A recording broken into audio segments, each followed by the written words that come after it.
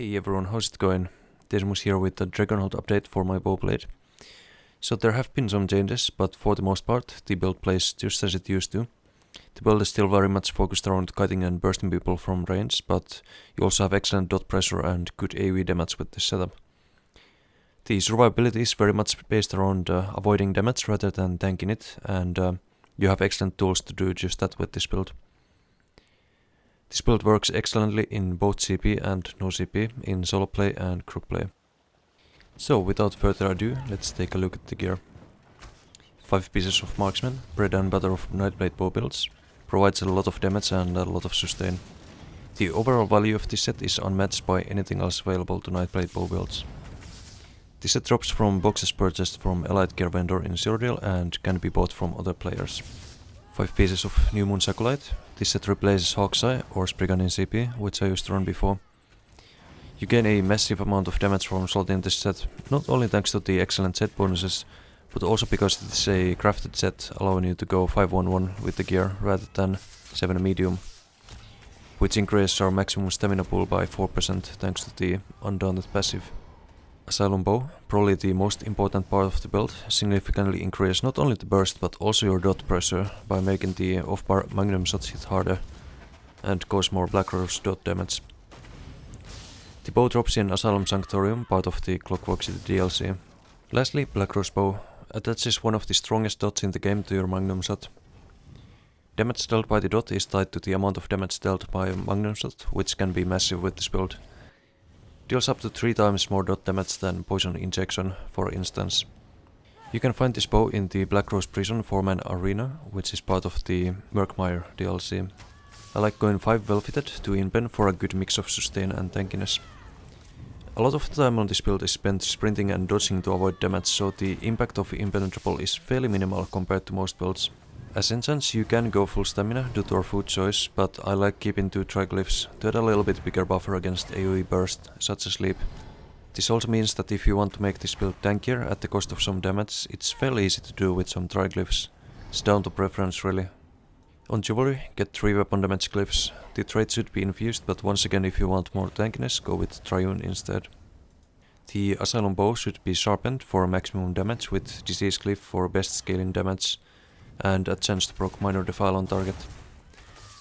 And the off-bar Black Rose Bow should also be sharpened for as big magnum shots as possible. And because we're going to have the double dot poisons on this bar to create those high pressure scenarios where you proc the double dot poison with the magnum shot, which also puts the Black Rose dot on the target. So you have 3 dots going off at the same time and putting people at low health. Some of you might be wondering whether it's worth dropping weapon damage glyph for this, and it most certainly is, because a lot of the time when you proc weapon damage glyph, you might not be in a position to burst people afterwards, and might be in a defensive mode. With double dot poison you always get value out of it and don't need to weapon swap so often to keep the buff up. Just in case you run out of the alchemical poisons or something, I'd keep poison glyph on the weapon as backup for the chance to proc poison status effect. As Mundus use Lover for maximum damage, and as food we're using the new Bewitched Sugar Skulls, which provide us with enough health to survive, enough stamina to deal good damage, and enough magicka to get out of bad situations with Cloak or Race Against Time. Also due to the amount of sprinting necessary with this build, stamina regen isn't as beneficial as it is on some other builds.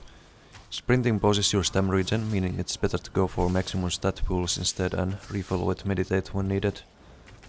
As potions we are using the weapon damage, stamina and speed ones, since this build doesn't get major brutality from skills and already has major savagery with Camo Hunter. If you're playing in a group with a DK who is running molten armaments or igneous weapons, you can switch to tripods however. Alright, that's all the gear explained, let's move on to skulls. Legion Strikes, used for some extra heals and sustain, helps reduce the amount of meditates required with no loss in damage, and very easy to continuously get the heals and stam return with bow weaves.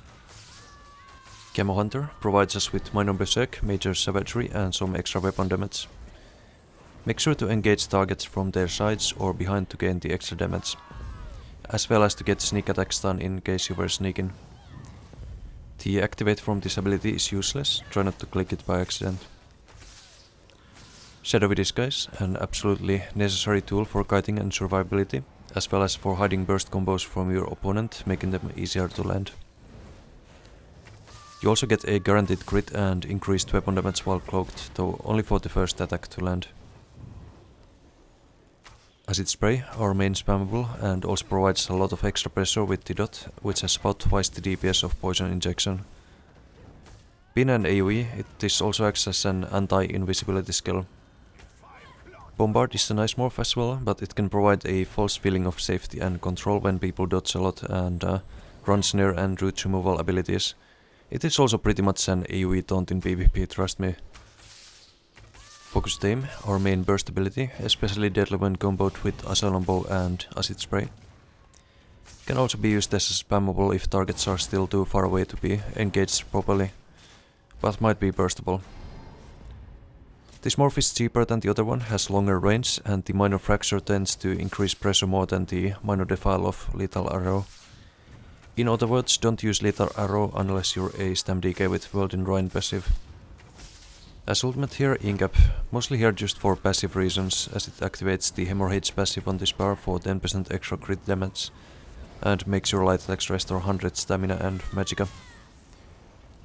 On some rare occasions it can be used to finish off targets though.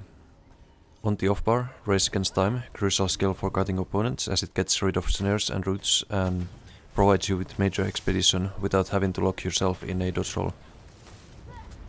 It can also be used while cloaked to gain the expedition without breaking the cloak and provides you with more crit damage, increasing the kill potential you have. Resolving Vigor, the main heal this build has. Use it to survive, but don't count on it being able to out-heal much pressure. Most of the survivability still comes from avoiding damage with good positioning. Deep Thoughts, used to get our resources back, plain and simple. Try to use line of sight when utilizing this skill or sneak meditate in order to not give the opponents chances to burst you.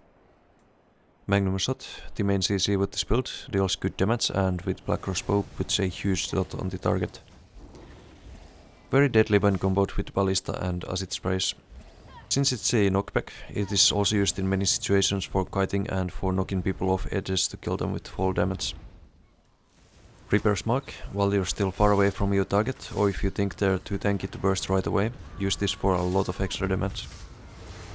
The skill has 10 meters longer range than even Snipe and costs nothing, meaning you can apply it long before you're going to engage anyone. You can also play mind games with your opponents if you keep changing the marked target and even surprise your opponents by hitting someone whom you didn't mark. Very useful skill in other words. This morph also gives you major berserk for 5 seconds after killing the target, meaning killing the next ones just became a whole lot easier. Piercing Mark morph is not necessary because we already have an excellent invisibility counter with Acid Spray. As ultimate we run Ballista, deals huge amounts of damage and usually results in a kill when dropped. Especially if you're still able to stay on target and drop Acid Sprays if they're dodging or Focused Aim bursts if they're trying to outshield it or tank it. You can use Magnum Shot after dropping it to secure multiple hits. So that's all the skills. The champion points with this build look like this.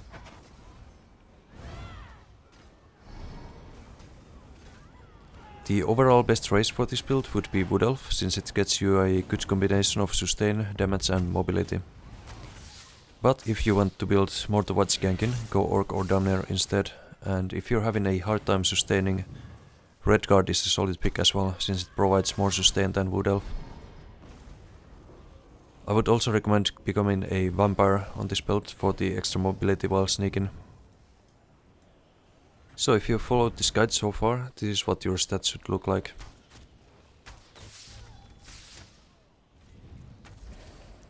And that should be everything. If you have any questions or feedback, please don't hesitate to leave a comment below. As always, thanks for watching, enjoy the rest of the PG and see you next time.